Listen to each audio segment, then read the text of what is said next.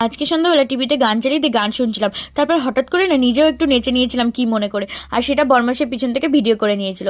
তারপরে যখন রাত 9টা বাজে তখন চলে আসলাম সোজা রান্না করে। আজকের মেনুতে ছিল রাতে গরম গরম কড়াইশুঁটির কচুরি আর পেঁয়াজ দিয়ে আলুর তরকারি। দুটো জিনিসই কিন্তু খুব খেতে টেস্টি হয় আর জাস্ট জমে যাবে আজকে রাতের মেনুটা। তো দেখো কড়াইশুঁটিগুলোকে পেস্ট করে নিয়েছিলাম, তারপর এরকম শুকনো করে টানিয়ে নিয়েছিলাম, আর প্রথমে আমি আলুর তরকারি করে নিয়েছিলাম পেঁয়াজ দিয়ে।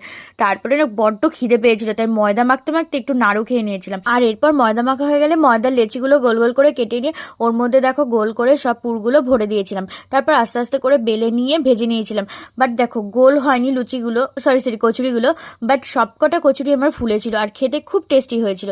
বরমাসাই তো খেয়ে খুব ভালো বলেছিল আর মামুনি খেয়েও খুব সুন্দর বলেছিল। আর এই প্রথমবার আমি কড়াইশুঁটি কচুরি করলাম, আর প্রথমে এত সুন্দরভাবে ভাবতে পারিনি। তো বন্ধুরা, আজকের ব্লগটা কিন্তু এই পর্যন্তই। যদি ভালো লাগে অবশ্যই লাইক শেয়ার কমেন্ট করো, আর যারা আমার চ্যানেলে নতুন সাবস্ক্রাইব করে দিও। টাটা, সবাই ভালো থেকো, সুস্থ থেকো।